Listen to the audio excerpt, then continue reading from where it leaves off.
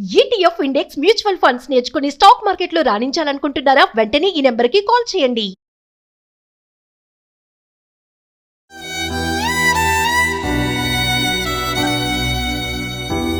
గంత ఘోరంగా కోరుతారా మేడం? నా పాప ఏం చేసింది? నన్ను చంపేది ఉండే మేడం. ఏమన్నా ఉంటే చిడతల్లి ఎంత బాధపడి ఉంటుంది మేడం. ఇట్లా నొసలంతా ఎత్తుకొచ్చింది, గోడ కొట్టిరో ఏం చేసిరో మరి.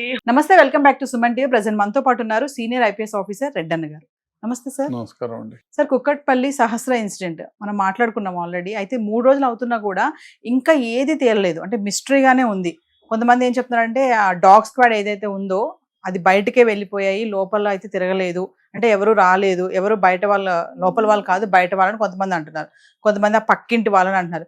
తల్లి కూడా చెప్తుంది నాకు ఎవరిపైన అనుమానం లేదు. అంటే అసలు ఏం జరుగుతుంది అనుకుంటున్నారు? ఇంత టైం ఎందుకు పడుతుంది? ఇక్కడ ఒకటి ఆలోచన చేయాలి. అక్కడ మర్డర్ చేసిన ముద్దాయి చాలా పకడ్బందీగా తెలివిగా మర్డర్ చేశాడు.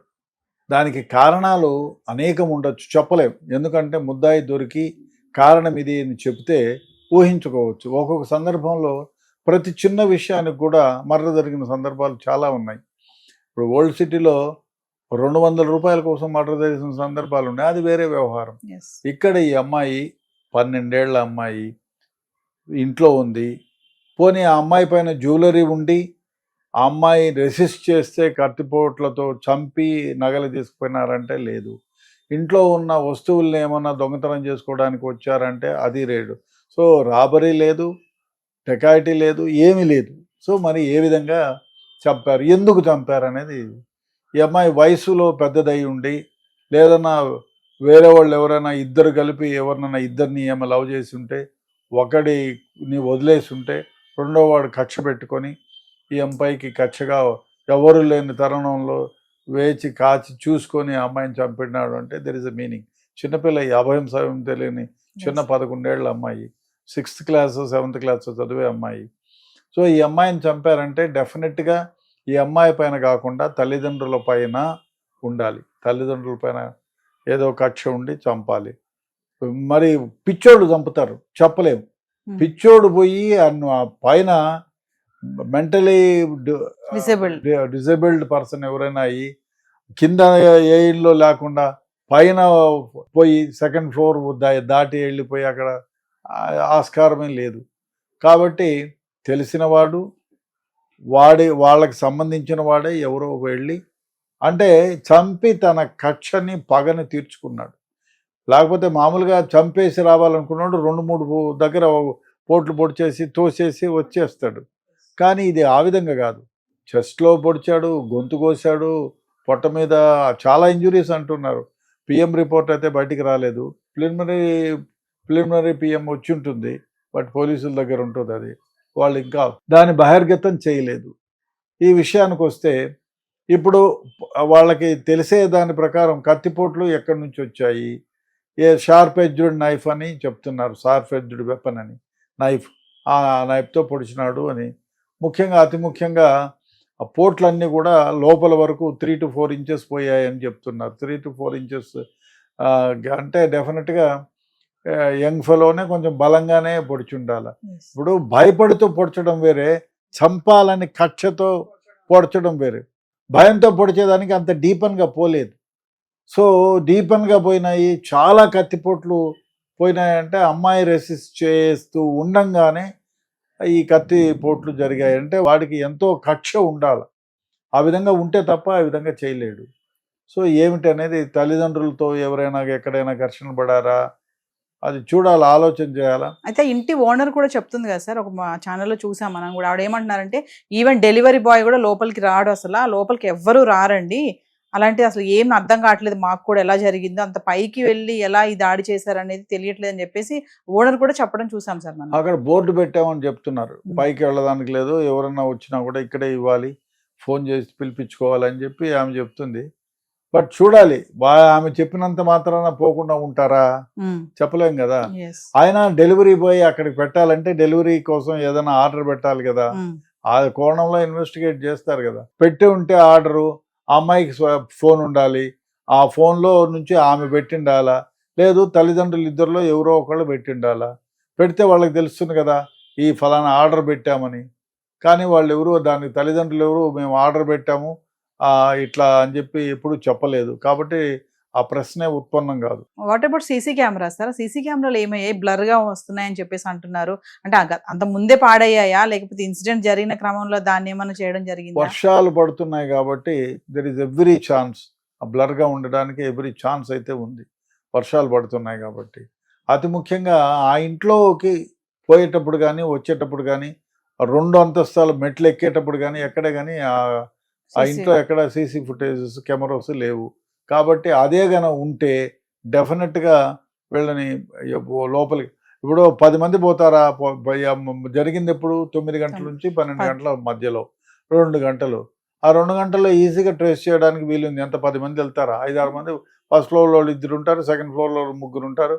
వీళ్ళు ఆల్రెడీ వెళ్ళిపోయినారు కాబట్టి 6-7 మంది కంటే ఎక్కువ జనసంచారం ఉండదు కాబట్టి ఎవరు పోయారనేది ఈజీగా తెలిసేది. అక్కడ అది లేదు కాబట్టి కష్టమైపోతుంది.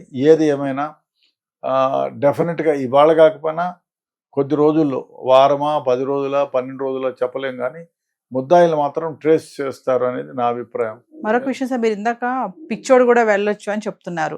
నిజంగా మనం చాలా మంది బయట చూస్తూ ఉంటాము, భయంకరంగా ఉంటారు కొంతమంది, భయం వేస్తుంది వాళ్ళని చూస్తే కూడా. అలాంటి వెళ్ళే ఛాన్సెస్ ఉన్నాయంటారా నిజంగానే? అదే రోడ్డు పైన జరిగిందంటే రోడ్డు పైన రాళ్ళు పెట్టి కొడతారు, ఊరికైనా రాళ్ళు పెట్టి కొడతారు, అదైతే ఉంది. కానీ ఇప్పుడు అది కాదు కదా. ఈ వచ్చేసి ఎక్కడో సెకండ్ ఫ్లోర్లో ఉంది. సెకండ్ ఫ్లోర్లో ఉంది కాబట్టి ఇది కష్టం. సెకండ్ ఫ్లోర్లో ఉంది కాబట్టి సెకండ్ ఫ్లోర్కి పిచ్చోడు పోయే అంత ఉండదు కదా, డెఫినెట్గా ఉండదు. కాబట్టి అది రూల్ అవుటే. సెకండ్ ఫ్లోర్కి అంటే ఫస్ట్ ఫ్లోర్ వాళ్ళు చూస్తారు, సెకండ్ ఫ్లోర్ వాళ్ళు చూస్తారు, ఆ తర్వాత కదా గ్రౌండ్ ఫ్లోర్ వాళ్ళు చూస్తారు. కాబట్టి స్పెసిఫిక్గా పిచ్చోడైతే ఎందుకు పోతాడు? ఫస్ట్ ఫ్లోర్లో ఉండవని పొడుస్తాడు, లేకపోతే రోడ్డు పైన ఉండవని పొడుస్తాడు. ఆయన పిచ్చోని దగ్గర కత్తి ఉండొచ్చు, రాయి ఉండొచ్చు, కర్ర ఉండొచ్చు, ఏమైనా ఉండొచ్చు. కానీ ఒకవేళ పిచ్చోడైతే ఒక పోటు పొడిచి వెళ్ళిపోతాడు, కానీ 100 పోట్లు ఎందుకు పొడుస్తాడు? So it is ruled out. కాకపోతే ఎవరైనా ఇప్పుడు ఒకటి ఆ అమ్మాయిని ఇట్లా అంటే సెక్షువల్గా ఆమె రెసిస్ట్ చేస్తే చంపడానికి ఆస్కారం ఉంది, కానీ ఆ అమ్మాయి ఇంటాక్ట్ ఉంది. సెక్షువల్గా అబ్యూస్ చేసినట్టు బట్టలు ఎక్కడ చిరిగిపోవడం కానీ ఏమీ జరగలేదు. సో కాబట్టి దాన్ని కూడా రూల్ అవుట్ చేయొచ్చు.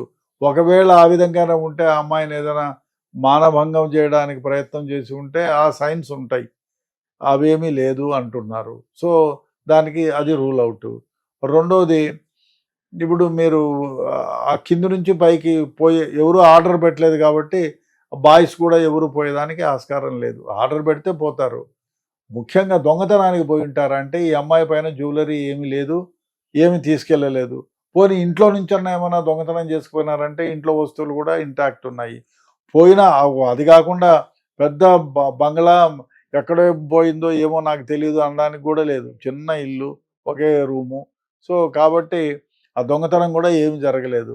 ఇంకా పోతే ఏదైనా కక్షనే ఉండాలి, లేదా బ్లాక్ మ్యాజిక్ లాంటి ఎవరో చేసినారని. దీంట్లో ఈ బ్లాక్ మ్యాజిక్ వ్యవహారంలో కక్షగా చంపుతారు. చంపినప్పుడు చాలా మందిని చూసాం, కర్రలతో కొట్టి చంపడం, కత్తులతో పొడి చంపడం. ఇది చాలా ఎస్పెషల్లీ ఇన్ తెలంగాణ చాలా ఎక్కువ మూఢనమ్మకంగా నమ్ముతారు చాలా మంది బ్లాక్ మ్యాజిక్ని. కాబట్టి దెర్ ఈజ్ సమ్ పాసిబిలిటీ అది ఎవరు ఉండదు. లేదా ఆస్తి తగాదాలు ఏమైనా ఉంటే మగపిల్లల్ని చంపుతారు, ఆడపిల్లల్ని చంపుతారు. సో తల్లిదండ్రులు ఏమి చేయలేకపోతే వీళ్ళని చంపి కక్ష తీర్చుకుందామని చెప్పి చేసిన వాళ్ళు ఒకే గుంటూరులో అయితే ఒక అబ్బాయిని చంపి తీసుకుపోయి ఎక్కడో పెట్టి చేస్తారు. ఆ విధంగా జరుగుతుంది. ఆస్తి తగాదాలు ఏమైనా ఉంటే okay, there is a probability. అదేమైనా ఉందో వాళ్ళ తల్లిదండ్రులు చెప్పాలి.